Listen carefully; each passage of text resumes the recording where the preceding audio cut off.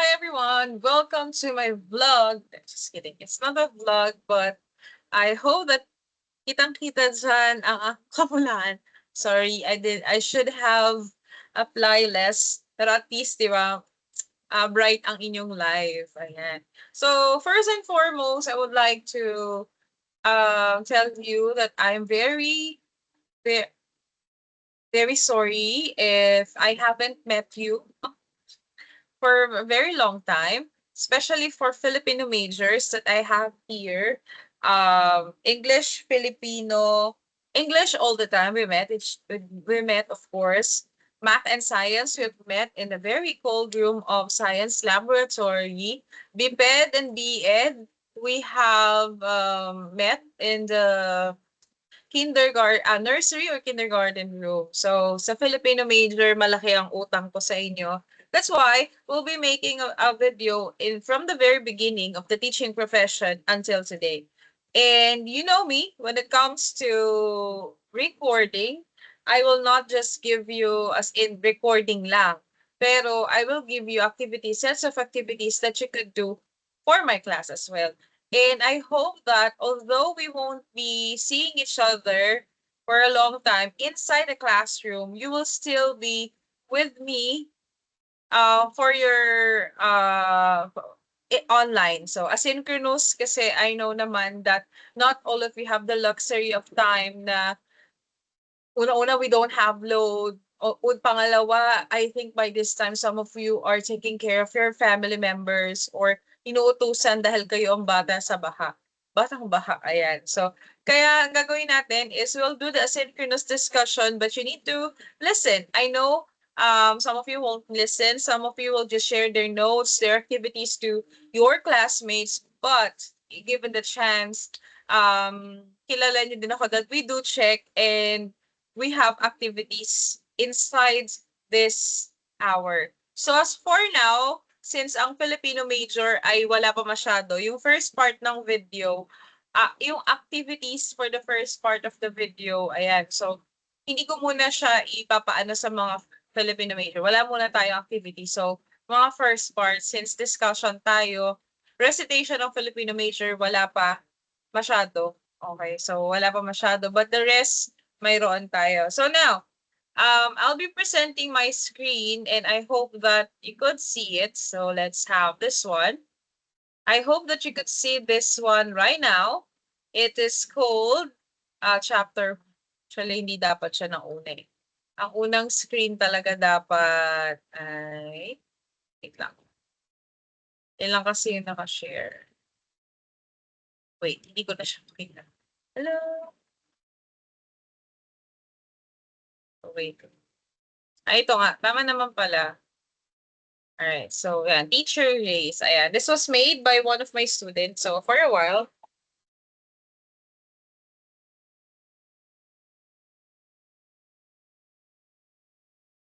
where is it?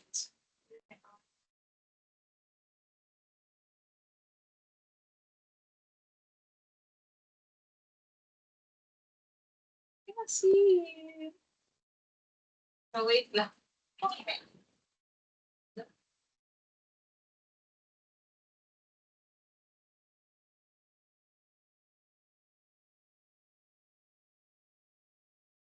All right, so now I saw my iPod. So I'll be needing this because I'll be checking something later on.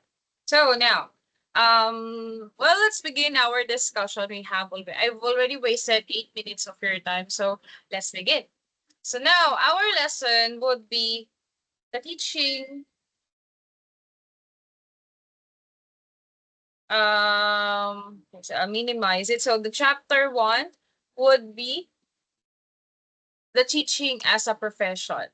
Now, most of us will think, what is teaching as a profession? So, alam ko back then, you will always think, Ma'am Dayan, of course, that is our subject. If I will ask you, what's teaching as a profession? Subject po natin. But imagine, we have a subject dedicated for it being a profession. Diba? So, mag-iisip ka. So, next one is For other majors, I have already asked about your vision board. And now for Filipino majors, since I cannot ask you not right now since this is asynchronous classes. Don't worry, we'll be using this next time I will ask you to at least 5 students per day to share their vision board. So expecting that your vision board, kagaya siya ng kay Jeric. So kilala niyo si Jeric lahat, your president of the student, third year student. And ang ganda ng notebook niya. Alam ko sa kanya yun, sinend ko sa bawat major. Now, dun sa notebook niya, nakalagay doon yung vision niya. And the reason why I want you to have a vision board is because vision boards will be the reminder of you becoming a teacher. Although I ask you, what do you think although I asked you what do you think would be our lessons, or I want you to tell something that is related to our lesson, isa yun sa pinagawa ko sa inyo if you could remember. Sa vision board, pwedeng quotable quotes or maybe pictures, but may isang picture na at least may picture kayo. And you have shared that as a teacher, ito yung mga gusto nyo. So, expected outcomes ko talaga sa inyo would be, you will do, of course, number one, you will teach, quotes about teaching, about the profession, about yourself. Maybe you are awarded someday because of doing what you really need to do. Maybe a picture of a public school, a picture of SUC, a picture of your favorite teacher, so, na gusto mo siyang gayahin kasi sa tingin mo, as a future teacher, he or she is your idol. So that is what I was expecting supposedly talaga sa inyo sa the teaching profession. But I have different answers, but it's okay. You actually gave me something different, which is good. Good in a way na, okay, this is how you view yourself. I'm happy because some of you are now part of Tarabasa. For those who is not aware of the Tarabasa, it's a joint memorandum for College of Education and other teacher education department from all the campus of Bulsu and Department of Education, specifically sa social service nila. So what is the reason why we have the Tarabasa? Our goal for Tarabasa is of course to help the students, to aid the learners to have to read, to learn how to read. So yung mga nagbanggit ng Tarabasa, although they receive or they will receive a 10,000 peso for their effort for 20 days from 4 hours I think or 3 hours. Sila talaga yung pupunta sila sa school and yung module tinuturo nila sa bata. Supposedly, ang dapat nandun ay mga non-readers or dun sa mga readers pero nagpalista yung magulang nila. Yes, the parent will receive a 4,000 peso from the social service pag nakumpleto yung 20 days at walang absent or I think may palugit eh. And although may mga loopholes ang pagbabasa, ang mga ganon, but still, a significant improvement was reported by the student teacher na dati hindi sila, grabe talaga na dati hindi ganito pero ngayon nakakapagbasa na. And those are the things that I was actually expecting you to teach. The passion. And I know some of you are not, they do not want to become a teacher. Marami talagang hindi marunong, gustong maging teacher. And if you will ask me, I don't dream to become a teacher. So, yun siguro. Let's start there. I didn't dream to become a teacher, but here I am in front of you and sometimes on screen, ay, magkasama tayo. So, questions that will arise is teaching a profession. Now, most of you will answer technically, I think, kahit ako, I will also answer yes, because as a teacher, we do this, we do the ethics, we serve and everything. But the sad thing about it, which is a good thing as well, is it's a profession because we have license. License is very important for us. It's very important that we have our license with us in order for us to teach. It helps us to become it helps us na ka-level natin ang doktor, ang engineer, ang piloto na you are said professional. Hindi ka lang basta-basta teacher, ikaw ay isang professional teacher. Now, maraming nagsasabi, mag-Maria Teresa muna tayo, sa Marites tayo. So ngayon, dito sa atin, nabanggit ko to, ito yung mga unprofessional acts. We keep on saying, you're so unprofessional. So paano nga ba nagiging unprofessional si teacher? So some of you, they will say, teacher-student relationship. Jowang student ni teacher and tinutulungan sa examination. Very unprofessional. Tama, no? May isa din naman, Facebook post, napaka-unprofessional ng mga teacher according to Miss Dana and Tedeus. Pet peeve nila na si teacher hindi nag-good morning back. Aba, wala siyang greet back si teacher. So very unprofessional. Next naman, pag naman si teacher nagsabi ng shut up, parang unprofessional. Okay, so unprofessional siya. And last one, this one, and I'm hoping that this one is just a joke.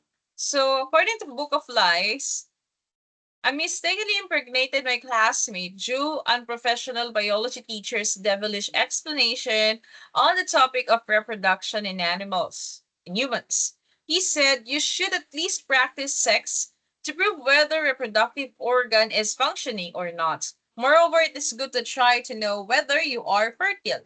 So, think big, no? It's very fun. This one is a joke. And I hope that it remains a joke. But still, my dear students, you need to be very careful because sometimes, even if you said, that was just a joke, but sometimes some of your students will follow. Misa may ganun eh. I was just sharing, ma'am. I'm just it's not true, pero they believe you, especially for elementary students. Be careful sa kanila.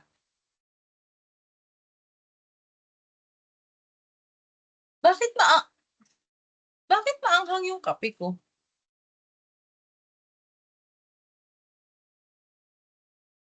Ba't na Okay, sorry for interruption. Ang anghang nung kape ko, pero it tastes good. Okay pala yung maanghang na kape.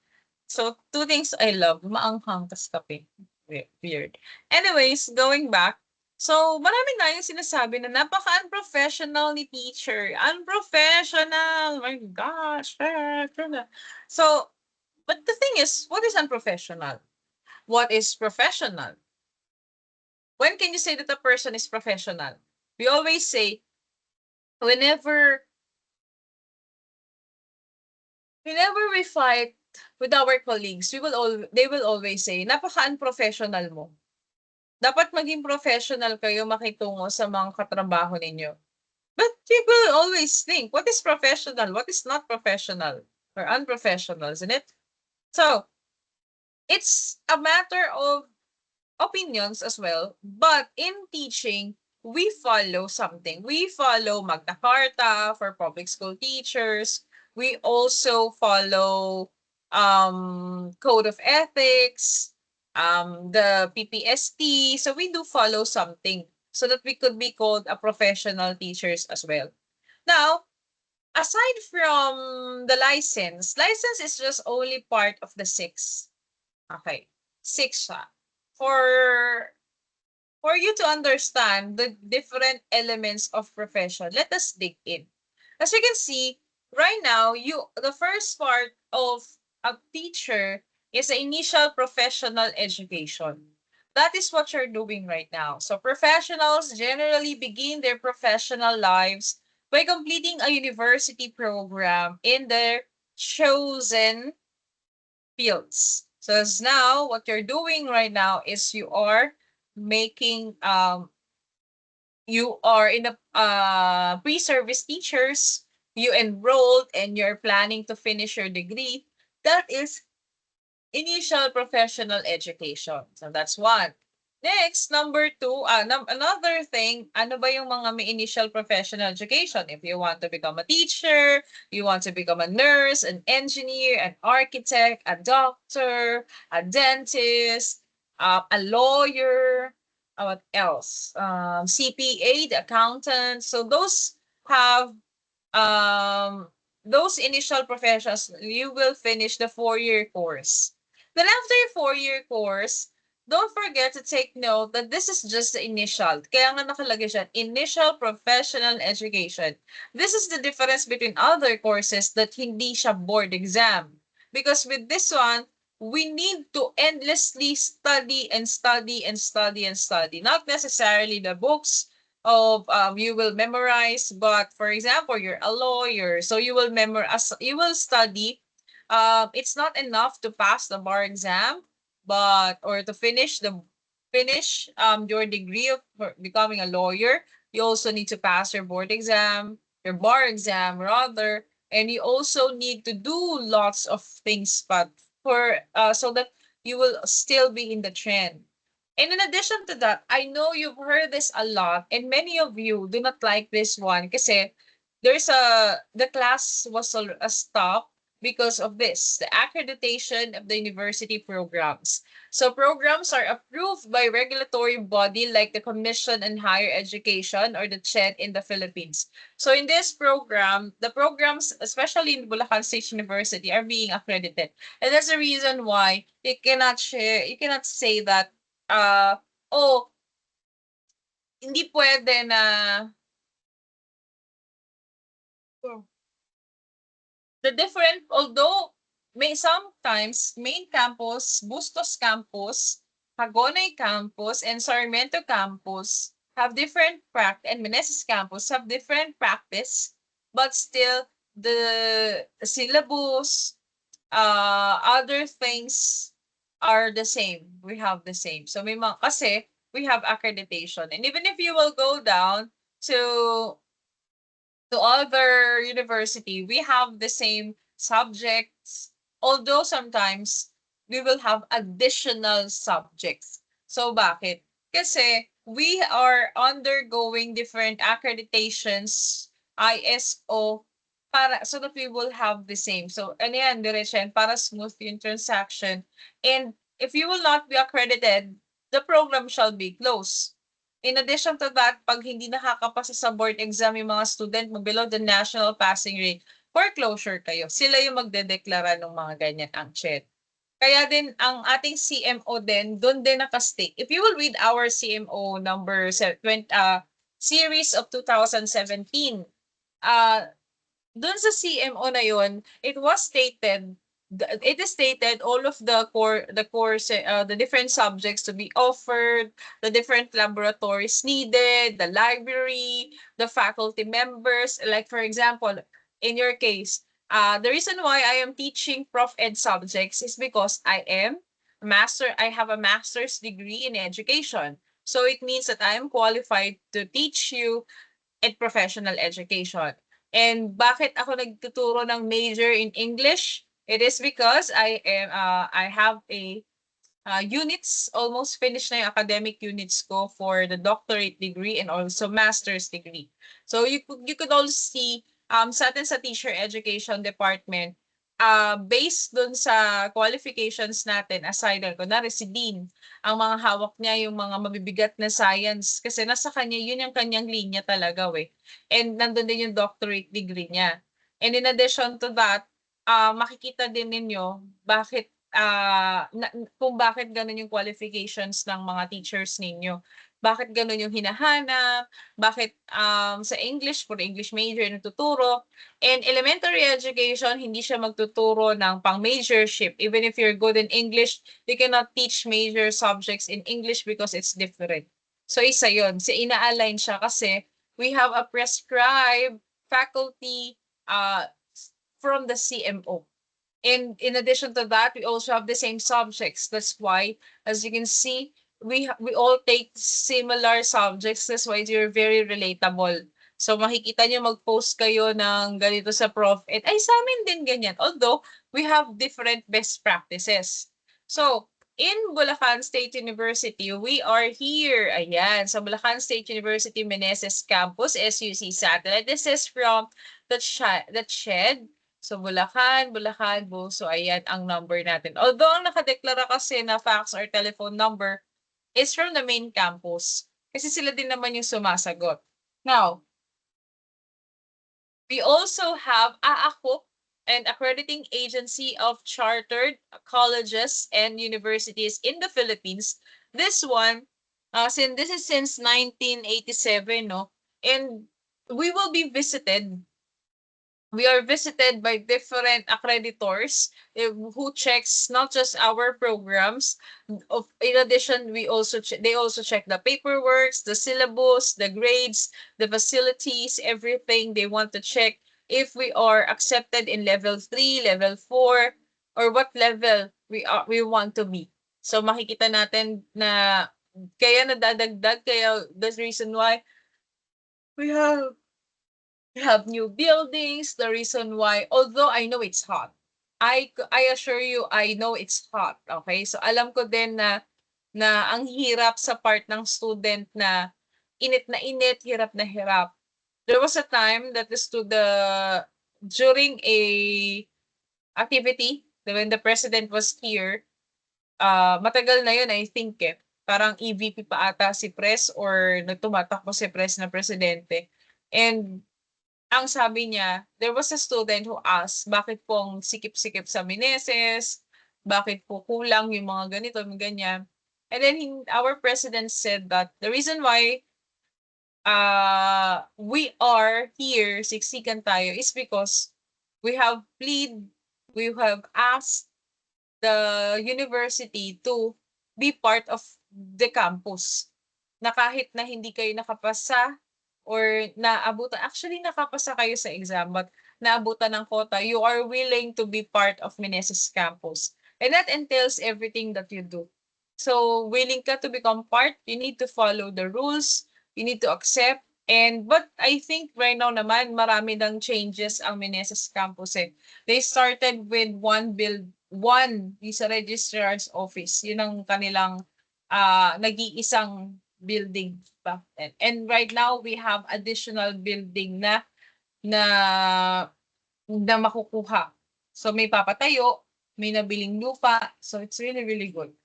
Now, as you can see, in the Bulsu Bulsu page, we have the ISO 9001 series of 2015. Now, this one, isa siya ang ina-accredit niya yung mga offices not just in Meneses campus but lahat. Ayan, we also are the Impact Rankings 2023 and part of Dark Green School. So kasama tayo sa mga ganyan. And alam nyo, pag yung mga ganyang bagay, although we benefit from that,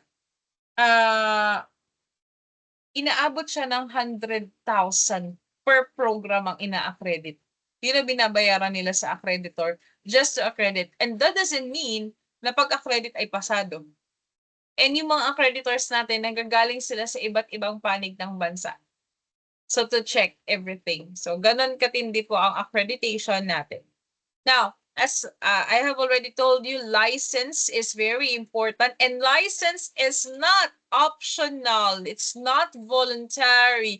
It is mandatory. It is administered by a government authority in Philippines, especially in professional education. We have the Professional Regulation Commission or the PRC. Ang mga marino, sa marina sila. I mean marino like the seaman, meron silang iba, hiwalay sila. So but most of the professionals are under PRC or Professional Regulation Commission. Next, this is an example of my license. Ayan, yan ang aking FES. Siguro i-edit ko. Yan. So, now that you are already a graduate of Bulsu per se, you have already passed the licensure examination for teachers. Do you think it will stop? And of course, no. I already told you a while ago You will study and study and study and study and study and study. Because the fourth one for license to become a professional is a never-ending professional development. It's an ongoing professional education that maintains or improves professionals' knowledge and skills after they begin professional practice. So hindi siya matatapos. It will not stop. It is just the beginning. Everything is the beginning. Everything is part of the steps. Now, in the Philippines, this is continuing professional development mandated by RA 10912, otherwise known as CPD Act of 2016, or Continuing Professional Development Mandate. Ayan, development. CPD units are very important for us to renew our contracts. Sa amin ang aming license sa PRC, we need 15. At least 15 tayo na seminars. Although ngayon maraming nangungutang, but still, ayan, hindi ako nangungutang. Nangutang yata ako ng dala-dalawa kasi akala ko 12 lang yung kailangan, yung pala 15. So, now, my dear students, in PRC, this CPD is easy and not easy to achieve. Back then, ang taas kasi ng CPD units, umabot ng 30. The problem with that is very expensive. Kasi, ina-apply ang CPD units. Hindi siya basta-basta na, okay, mag-CPD units ka na, ito na to. Parang mura lang na seminar, 5,000 lang. Actually, mura ba yung 5,000? It's not. Because the salary of the teachers is not high. That's very low. At first. At first. But, for me, the CPD units is good.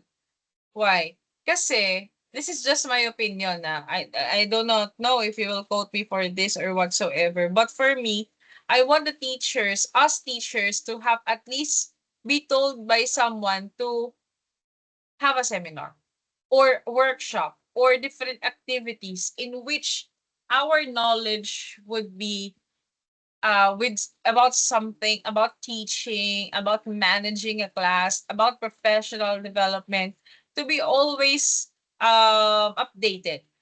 Because there was a time, but although every school have seminars, but they are not open to everything, and the knowledge is very limited. Minsan yun yung nagiging problema eh.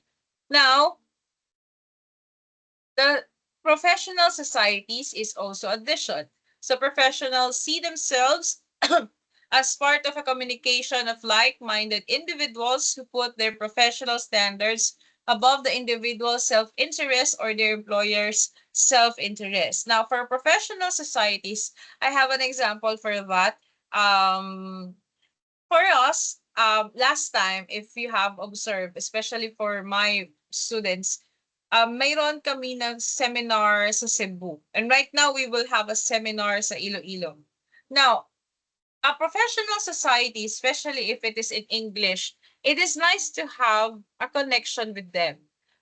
Mapapansin nyo, ang isang guro ngayon, hindi na lang siya magtuturo sa four corners of the classroom or hawak-hawak niya yung libro na magtuturo na ako. It's different. In a professional society is different. Why? Because it is, you need to look for something in which you could grow or you can contribute your knowledge or you can gain some experiences. For example, dun sa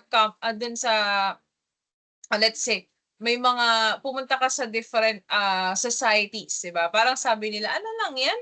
Hindi naman kailangan sa buhay.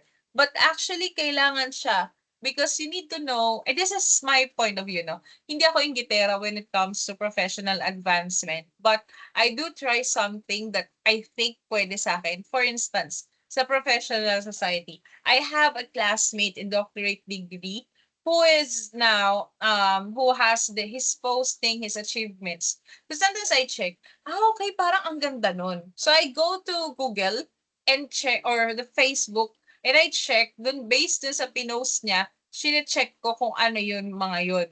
Like for example, meron doon na parang pupunta sa Amerika, tapos minsan part siya ng isang organization, check ko, and if I like it, I will go there as well. So, kasama yon. And ang sarap sa feeling that you will be with someone pag kasi nasa ano na kayo, like for example sa amin, sa Bulsu, ang eduk lang sa amin, yung teacher education department.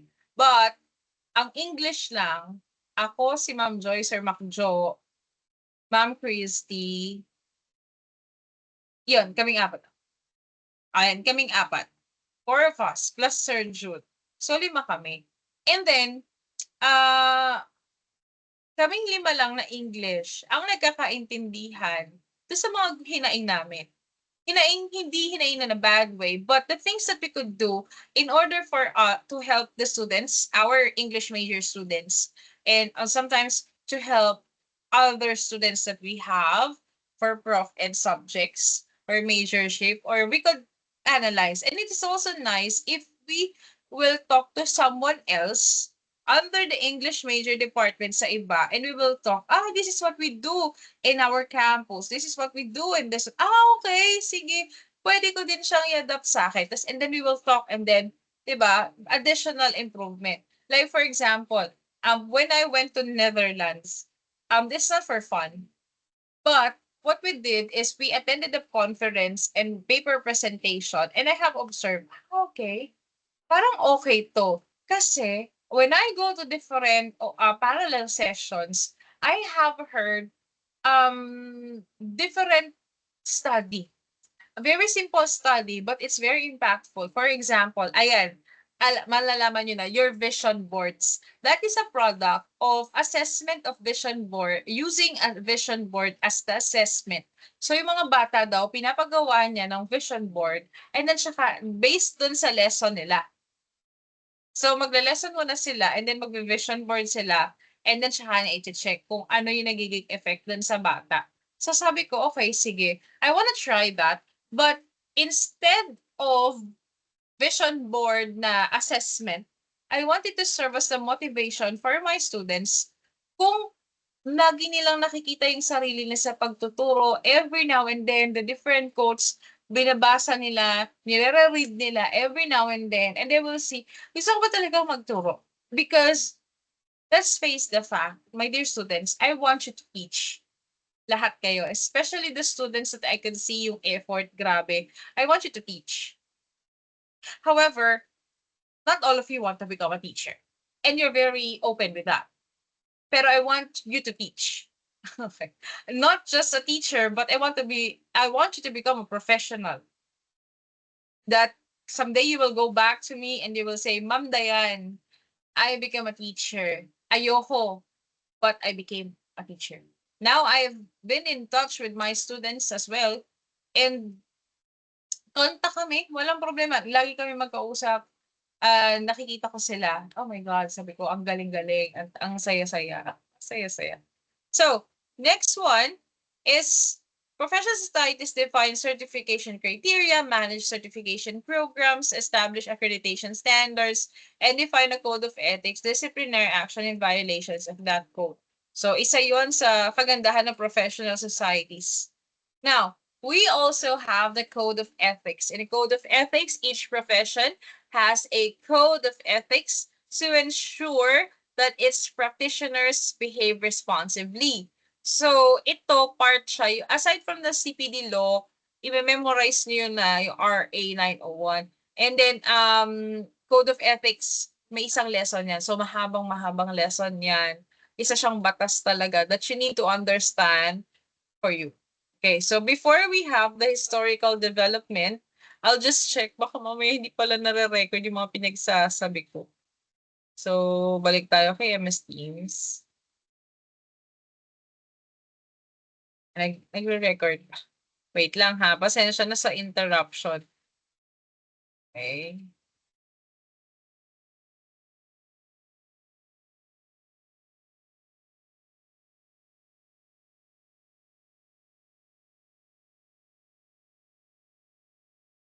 Okay, so nagre-record pa din naman siya.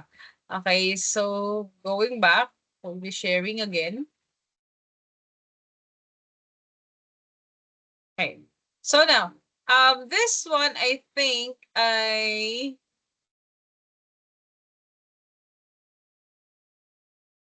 Ay, sorry po. Okay.